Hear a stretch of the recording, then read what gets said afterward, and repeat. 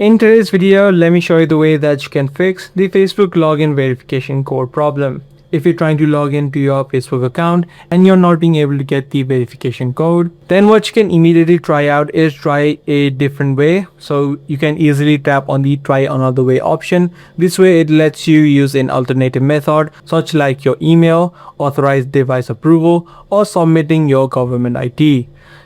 So if the code is not by default not being received, so you can just tap on the try another way option, which should be visible on the login page as you try to get the code.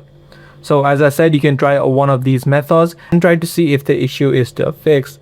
Now if the issue is still not fixed, what you can also try out is try to restart your phone, or as well as try to uninstall the app of Facebook from your device and then again reinstall it. This ensures that both the glitches as well as any sort of bugs which may be causing the issue on the application should be now fixed as you're gonna get the latest version.